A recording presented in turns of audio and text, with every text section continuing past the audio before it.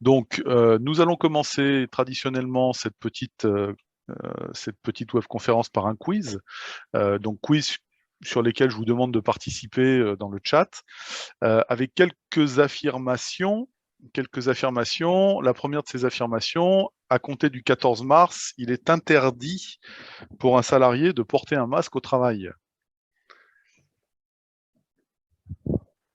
Faux, faux, faux. Bon, là, je pense que tout le monde unanimement dit faux. Alors effectivement, ça fait 2 ans ou pas loin maintenant que on nous dit qu'il est obligatoire de porter un masque au travail.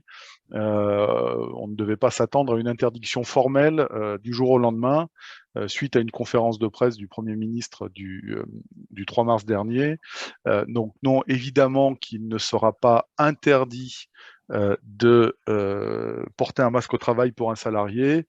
Simplement, il y aura une souplesse qui va être apportée à compter du 14 mars, puisque cette obligation de porter le masque au travail sera supprimée.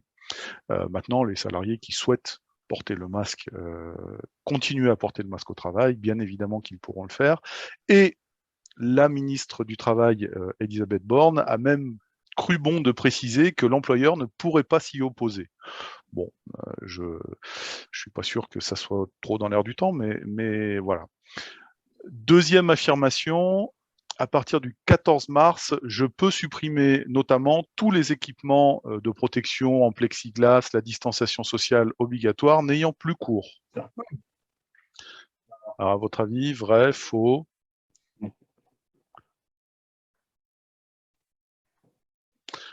C'est assez partagé, c'est assez partagé. Eh bien, en réalité, c'est vrai. Alors, ne le faites pas parce que vu le prix que ça a coûté, ne les mettez pas tout de suite à la poubelle, hein, ça peut encore servir. Revendez-les peut-être sur eBay, pourquoi pas. Mais vrai, à partir du 14 mars, le protocole sanitaire en entreprise sera supprimé. Donc, toutes les mesures qui accompagnaient ce protocole sanitaire en entreprise, à savoir la mise en œuvre des équipements de protection dans l'entreprise, les distanciations sociales, etc., enfin les plexis, les lingettes, le gel hydroalcoolique, etc., ne seront plus obligatoires. Ce qui ne veut pas dire pour autant qu'il ne faut plus rien faire, évidemment, puisque, pour rappel, l'employeur est toujours tenu à cette fameuse obligation de sécurité, et que ce n'est pas parce que ce protocole n'existe plus et qu'il n'y a plus l'obligation formelle et spécifique de mettre en place des équipements de protection et de distanciation sociale que l'employeur ne doit plus se préoccuper de l'hygiène et de la sécurité dans son entreprise. Donc, à partir du 14 mars, vous pouvez supprimer tous vos équipements de distanciation, plexi, etc. Mais n'oubliez pas qu'il y a quand même pesant sur vous cette obligation de sécurité générale prévue par le Code du travail. Troisième affirmation, je peux décider au sein de mon entreprise que le port du masque reste obligatoire, même après le 14 mars. Vrai, faux, faux, vrai. Là aussi, les réactions et les réponses sont relativement partagées, et elles sont relativement partagées à dessein, puisque la réponse en elle-même est partagée. C'est à la fois vrai et faux, parce qu'en fait, là, vous avez deux types de liberté, entre guillemets, ou deux types d'obligations qui se percutent. Vous avez la liberté individuelle. Le gouvernement vient nous dire qu'à compter du 14 mars, le masque au travail n'est plus obligatoire. Donc le salarié pourrait légitimement mettre en avant ce caractère non obligatoire pour dire bah, moi je veux plus du masque. Mais en même temps, l'employeur a l'obligation d'assurer la sécurité et la santé de ses salariés au travail. Donc, si l'entreprise peut justifier ou justifie de contraintes particulières en raison de son activité qui justifieraient de conserver obligatoire le port du masque, l'entreprise pourra le faire. C'est d'ailleurs un peu dans ce sens-là que la ministre du Travail a conclu, suite à une interpellation d'un journaliste à ce sujet-là, en disant globalement, ben, c'est aux entreprises de se débrouiller avec cette obligation de sécurité, c'est aux entreprises d'établir le diagnostic de leur activité et de savoir si dans l'entreprise, le port du masque doit rester obligatoire parce qu'il y a une activité particulière. On pense aux ambulanciers, par exemple, on pense au transport sanitaire. Il ne serait pas complètement déraisonnable de penser qu'une entreprise de transport sanitaire continue de demander à ses ambulanciers, à ses conducteurs ambulanciers, de porter le masque en présence d'un patient dans l'ambulance. C'est vrai pour le transport sanitaire, ça peut être vrai pour d'autres secteurs d'activité qui seraient peut-être en contact avec le public, etc., etc. Chaque entreprise devra faire le diagnostic de son activité et décider en son sein si elle abandonne le port de ce masque ou si elle continue de le rendre obligatoire ou de le conseiller après le 14 mars. Quatrième affirmation, mon salarié soumis à obligation vaccinale peut revenir travailler au 14 mars, son contrat n'est plus suspendu.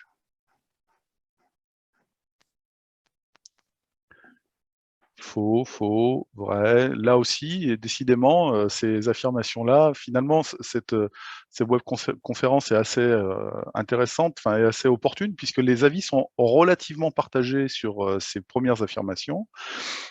Et là, pour le coup, c'est faux, puisque si le pass sanitaire et le port du masque et le protocole en entreprise sont supprimés à compter du 14 mars, il en va différemment de l'obligation vaccinale qui, elle, en l'état actuel des textes à ce jour, n'est pas supprimée. Obligation vaccinale qui s'applique notamment pour tous les professionnels de santé et puis pour ce qui concerne le transport, pour les professionnels du transport sanitaire. Donc cette obligation vaccinale n'est pas supprimée, ce qui veut dire que les salariés qui n'avaient pas réuni les conditions de cette obligation vaccinale et dont le contrat a été suspendu depuis le début du mois de septembre, continue d'être en suspension de contrat de travail jusqu'à nouvel ordre ou jusqu'à un texte qui viendra officiellement supprimer cette obligation vaccinale, ce qui n'est pas le cas à l'heure actuelle, ce qui n'est pas le cas à l'heure actuelle pour le 14 mars.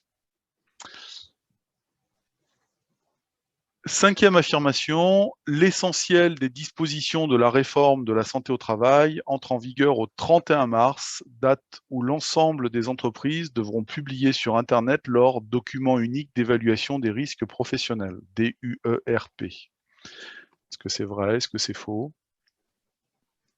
Donc là, on a un petit peu changé de thème, même si on reste dans la santé au travail. La réforme de la santé au travail est issue d'une loi du 2 août 2021 qui, pour la plupart de ces dispositions, entre en vigueur au 31 mars, mais il y a des dispositions qui entrent en vigueur plus tard, notamment celles sur la publication sur Internet du document unique d'évaluation des risques professionnels, ce qui veut dire que cette affirmation est fausse, puisque cette publication sur Internet du document unique n'aura pas lieu au 31 mars. On verra un peu plus loin dans cette heure les dates qui vont s'appliquer en fonction de l'effectif de l'entreprise. Alors, on a commencé un petit peu à parler du document unique. Vous allez voir que c'est un document qui devient central dans la vie des entreprises, mais j'en dis pas plus pour l'instant. Autre affirmation, il est nécessaire de consulter systématiquement le CSE suite à une déclaration d'inaptitude.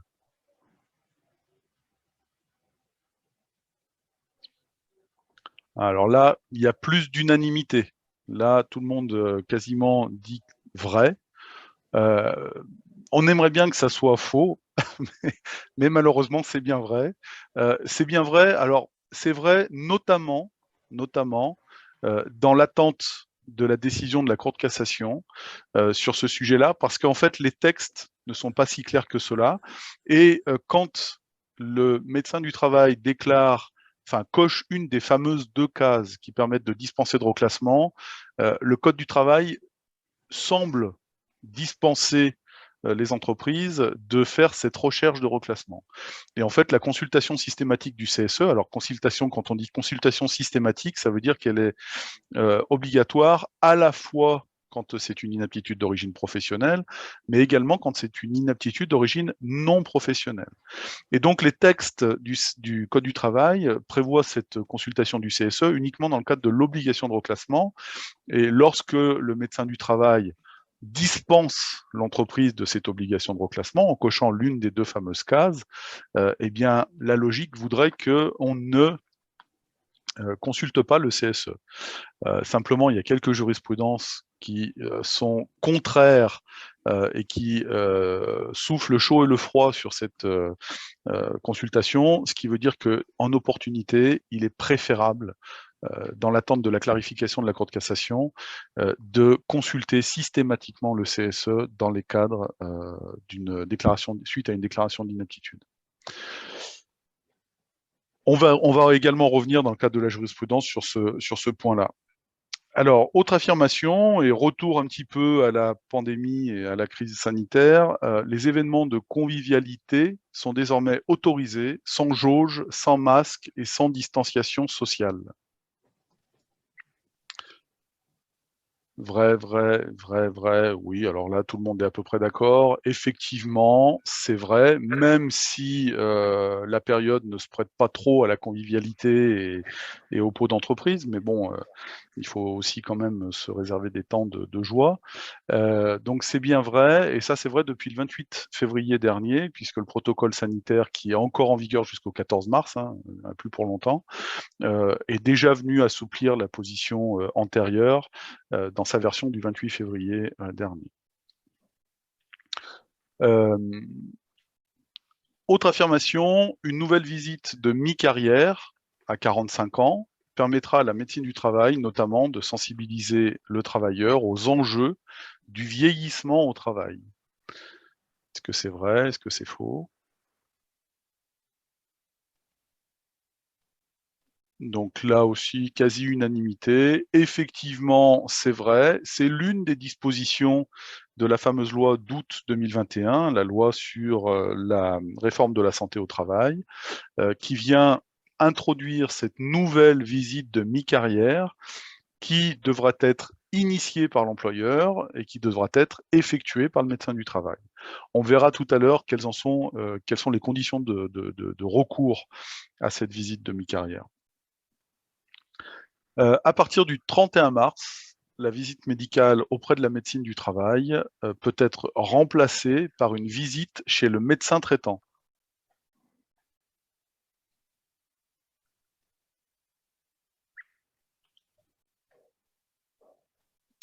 Bon, il y a une majorité de faux. Alors, il y a une majorité de faux. Alors, c'est faux, effectivement, au 31 mars. Toutefois, la fameuse loi d'août 2021 dont je vous parle depuis le début vient prévoir cette faculté qui sera mise en place d'ici normalement au 1er janvier 2023, puisqu'on attend des décrets d'application. Mais à compter du 1er janvier 2023, afin de pouvoir pallier la désertion de la médecine du travail et la désertion des médecins du travail dans de nombreuses régions, certains médecins traitants pourront effectuer des visites d'embauche et des visites périodiques pour certains salariés. On va voir également un petit peu plus loin dans quelles conditions. Et enfin, dernière affirmation, un compte-rendu d'entretien d'évaluation peut parfois être assimilé à une sanction disciplinaire par les juges.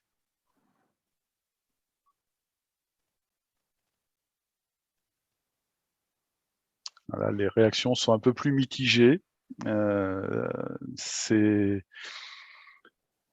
bien, sur cette affirmation, c'est vrai. Et là, la seule chose que je vous dirais à ce stade, et on y reviendra à la fin de l'intervention, c'est qu'il faut faire attention au poids des mots dans les écrits que vous faites dans le cadre de l'évaluation des salariés. L'évaluation du salarié doit être un bilan et ne doit pas être un reproche. Mais on verra un petit peu plus loin dans le cadre de la jurisprudence récente ce qu'il en est sur cette petite différenciation entre le droit disciplinaire et le droit d'évaluation. Donc voilà pour ce quiz d'actualité du mois de